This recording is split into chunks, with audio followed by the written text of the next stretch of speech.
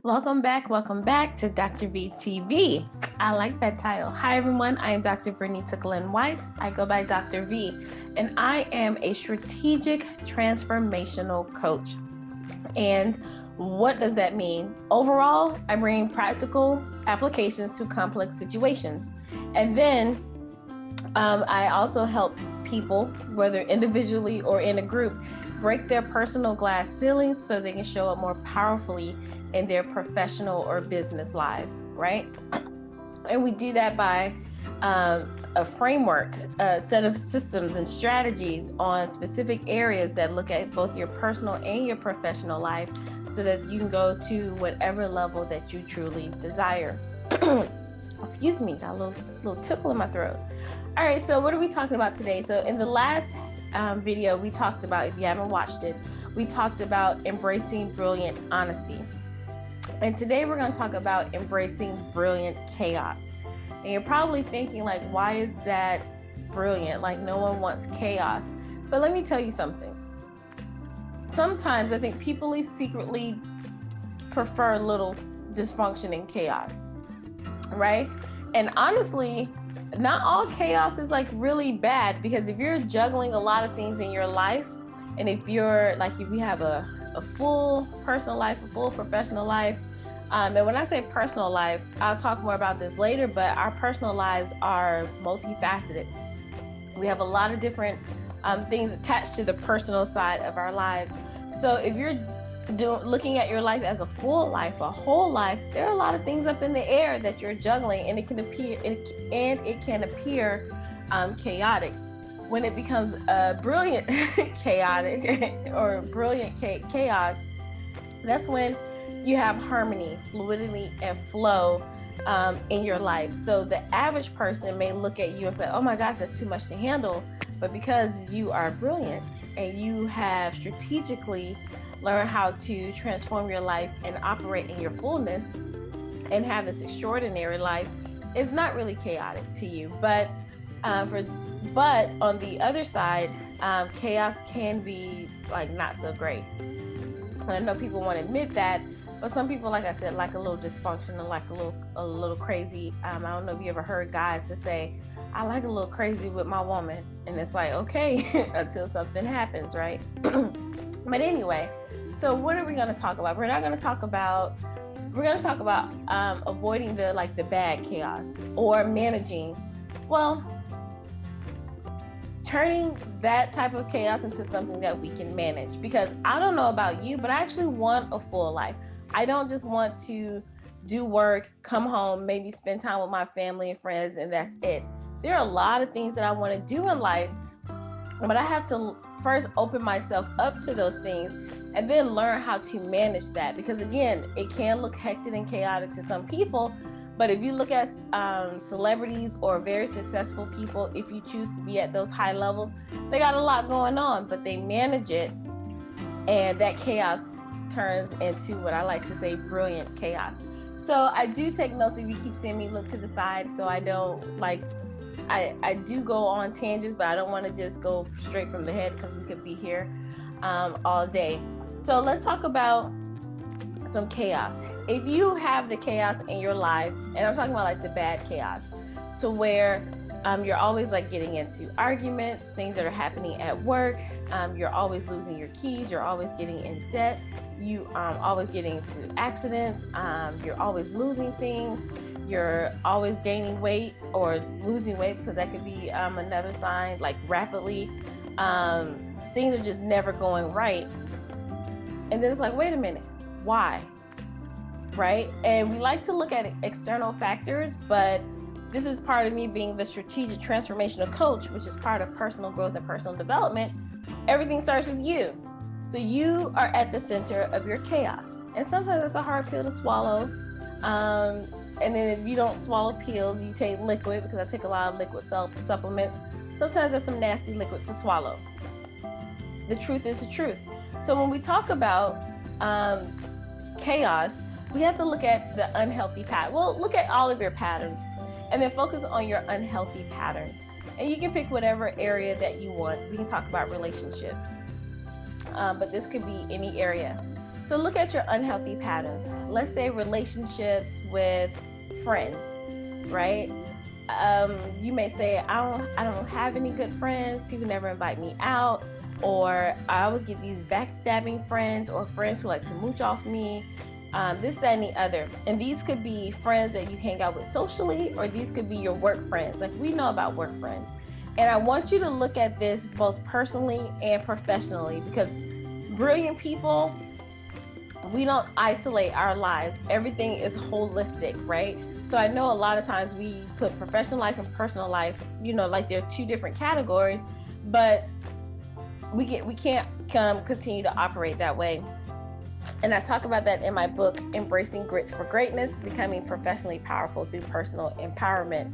And the reason why I called it that is because especially if you're highly educated, you have some degrees, multiple degrees, certifications, or even if you're not traditionally educated, you've invested in yourself to learn new skills and to reach certain levels in your company, your corporation, or your own business, or whatever.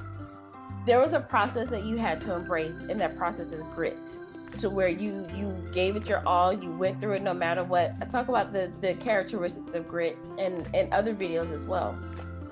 So it's not like we don't know how to get what we want, because you wouldn't be where you are, like professionally. So why can't we do the same personally?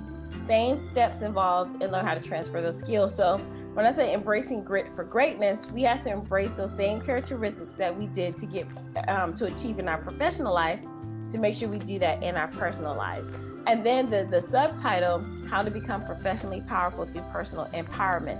No matter how successful you are professionally, you will always reach your plateau if you don't take care of yourself personally, if you don't develop yourself or grow yourself, or become self-aware and improve yourself, because you're always going to be at a plateau, because your professional life and your business career will only go so far, and it will stop where your personal life stops, your personal growth stops. So I hope that makes sense. So you can continue to elevate, but then there's going to be some part of you that you're going to self-sabotage in some area, and you're always going to be stuck until you break that personal glass ceiling, and then so you can release, right? So I hope that makes sense.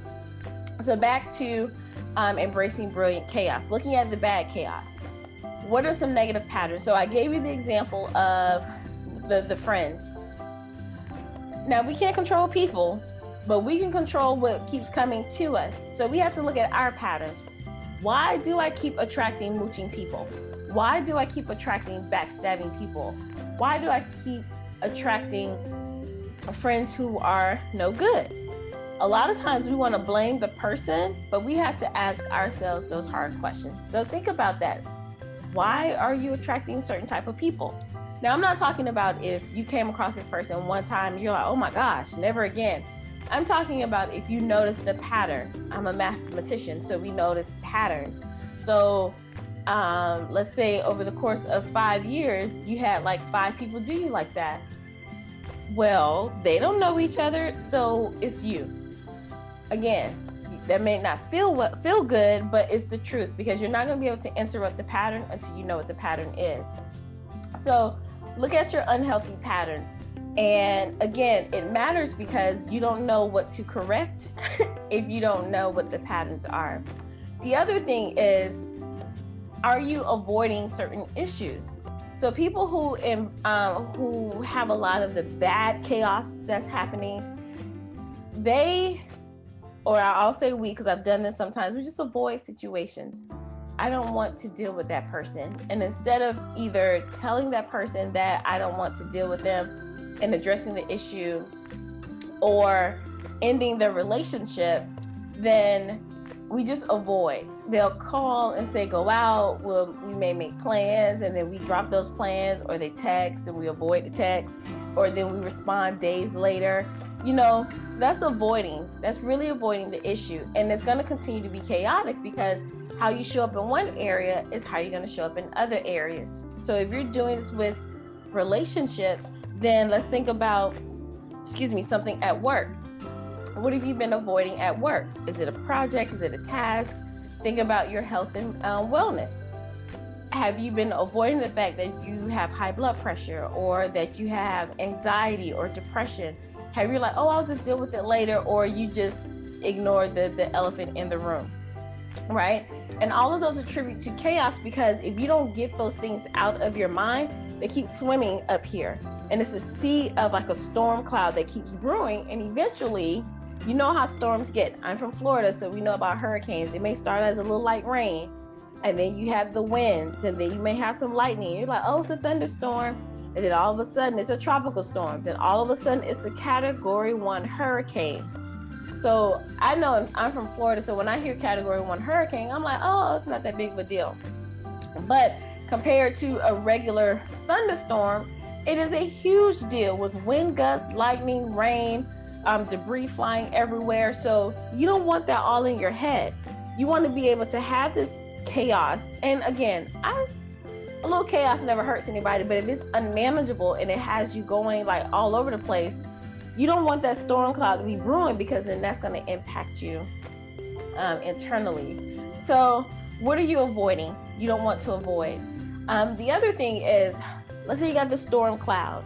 You've been avoiding, you haven't looked at the patterns, or and then you start blaming others, or you're looking for external fixes. So yes, I am a coach and I do help people. I am an external resource. But before you get a coach, and this is just me, you're able to take inventory of your life first, right? Look within first. Me being a strategic coach, it is helpful if you've already taken some steps just to look at where you are. You may not have the slightest idea of where to start, any exercises, but you can start with some thoughts. You can look at some patterns in your life and start understanding you, because a coach, a good one, doesn't give you the answers. A good one, we give you tools and strategies to help you look deeper within and to pull whatever is in you out, right? So when I say don't look for external resources, I'm saying don't look for other people or books or videos to give you the answers to your problems. Can they give you suggestions and exercises and make you think, oh, maybe that's it? Absolutely. But then I suggest you turn inward so you can start like just really looking at yourself first. Because if you're working with a good coach, especially a transformational coach, a lot of things should be confirmation and aha moments, and then like a weight release for you to go to your next level, right? So I hope that makes sense. The other part to the bad chaos, because we want to learn how to embrace the brilliant chaos.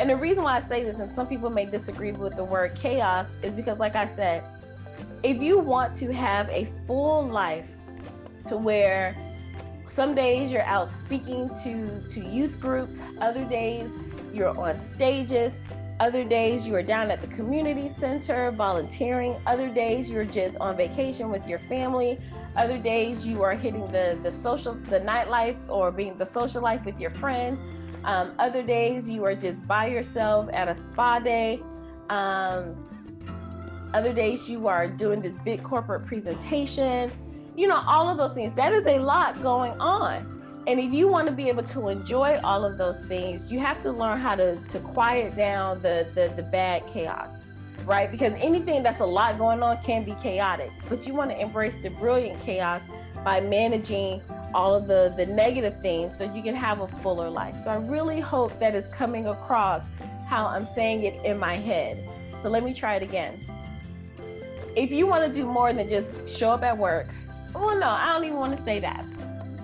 Because I believe like some people really do enjoy their careers, but maybe they're just at this level of their career. So for example, let me break this down even further. I was a college professor. Being a college professor, I could just go teach my classes and go home. I do a few research projects, do a few conferences, but I really don't have to do that many. But if I wanted to have a full life of a college professor, I would write more publications, I would attend more conferences, I would speak and try to keynote at those conferences, I would go for major grants, and these are things that I actually did. I would be involved on the campus doing, working with other departments, working with student groups and things like that. I would go out into the community to do volunteer work, especially in education. So maybe I tutored or I did professional development at the schools. What else? Maybe I started a lab or a research lab. I wanted to, I didn't do this part. Or like a lab school at my university so that we can get more funding and attention and to bring in more notoriety, having like learn on campus kind of thing to be teachers and have your students come there so they can practice on real students. What else? Go be a visiting professor at another institution, do study abroad programs. I did start one of those. It didn't fully go how I expected, but whatever. Go on fellowships to where you go into different countries and you're able to research for like months at a time. You know, all of those things. Doesn't that sound, to some people that sounds chaotic, but doesn't that sound like a lot better than just showing up, teaching classes and going home? So that's what I mean, right? If you want to have a full life in your career, because it's more than just what you think. And you're not able to see those things if you have like some of this bad stuff going on that you need to deal with. So please let me know if that is landing for you. I can also ask me a question if you need me to expand that further. So a lot of us never get to see those possibilities because we are so busy looking at the small things or masking the other chaos, like negative self-talk, or wondering why people aren't talking to us, or just what I learned is from a business coach. We're so busy reacting to the 3D of what's happening in the immediate, and that's causing like these storm clouds in our head, and we're not able to see the bigger picture. So don't mask the chaos, address it. So when you address that type of chaos that's negative, then other things will start opening, and then you'll start learning how to manage those. So goodness, I hope that makes sense. And the other part is not to play the victim. I had a situation, especially at my institution where I used to work. I could have easily played the victim in certain situations. Was I a victim in certain situations? Absolutely. But there's a difference between playing the victim and actually being a victim, because playing the victim means you're falling into that role of blaming others, woe is me, not really taking responsibility for yourself, and not even trying to take action and to make things better. You just want to stay stuck. Being the victim, yes, these things happened to me. This was unfortunate, but what's next? You know, what do I have to do next? So I'm not saying that no one's ever a victim. That's not true. But when we fall into the victim mentality, or when we fall like just play victim, like woe is me, then that's where things happen. And that's where we're going to keep attracting the bad chaos in our lives instead of taking responsibility. Because you can't dream of having all of those things like I talked about, or your version of all of those things, when you have a negative mentality of things happening, or if you have a negative approach to things in your life. And sometimes the negative approach isn't always as obvious. You're like, maybe I'm not a negative person, but you can be pessimistic, or you could be rude, short with people, dismissive, passive aggressive. Those are all part of being negative. So the way to embrace brilliant chaos, to get to that level, because I'm going to stick with that. I want brilliant chaos. I want to live a full life. But in order for me to be able to transfer those skills to manage all that, I have to manage the what I perceive as negative chaos in my life. And you get to define what that is for you, because some people may see my life and it's like, girl, you're fine. But to me, it's like, no, this needs to be fixed. You know, I need to figure out what's going on so I'm able to manage that life. What I was going to say, so pay attention to your feelings. This goes back to one of the other lessons about embracing brilliant honesty. Pay attention to your feelings and then name what you're feeling. A lot of times things feel chaotic because we haven't named our emotions. Whether you're happy, overwhelmed, sad, angry, bitter, hurt, joyous, ecstatic, name your feelings, so that way when something comes up, you can name it and address it. So I hope that makes sense because in order for you to fix something, you have to name it. Just like if you go to the doctor, they can't treat you until you know what it is, right? Until they know what it is. So if you're looking at your patterns, if you're looking at what keeps coming up in your life, if you're looking at, I'm looking at my issues that you're, my notes. If you're looking at issues that keep coming up that you're avoiding, name what you're feeling at that moment. That way you can start addressing it. Because if you can address the negative chaos in your life, if you can manage what is happening or just eliminate, because I do believe some of us can eliminate certain chaos. Like, I just don't have time for this. This is not coming into my space. Like for me, gossip, people don't come to me and gossip like they used to. When they did, and I was like, man, I don't like when people gossip, but I didn't stop them. I was embracing that negative chaos because I would listen to it and eat it all up. And then when I realized that, okay, I can get to these next levels because now I'm thinking about all the stuff these people told me about this particular person or these people, then I had to stop that. So I wouldn't even participate in conversations, or if I was with a group and they wanted to bring something up, I would dismiss myself. Or then people would try to tell me, I was like, I really don't want to hear about it. And it felt odd at first, but then they know, don't go to Vernita with those talking about all kind of craziness.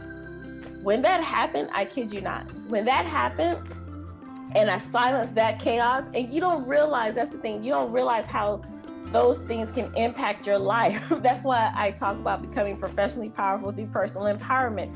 You don't realize the changes that you can make in your personal life, how that can impact your professional life. So when I silence that in my personal life, that means I silence it in my professional life, because we used to gossip at the job. And then once I shut that down, more opportunities began to open up for me. So that's what I want to say. Took me a minute. You may not realize that you may look at certain situations and there's not a direct correlation, but there are things that are called indirect correlations. And you don't know how gossiping can impact a promotion at your job, even though you may not be gossiping with anyone at your job, but just that negativity that's coming to your space. You don't know what that ping pongs off in the universe to impact that. So when you manage that type of chaos or silence that chaos, then you'll be able to open up yourself to embrace the beautiful and brilliant chaos by expanding your brilliance and attracting all of those desires that you have, right? So this one was a little tough, but I hope that made sense for you. So I am Dr. V. Thank you so much for listening and learning with me. And remember this, to be well, be empowered, to be bold, and to be brilliant. Until next time, bye.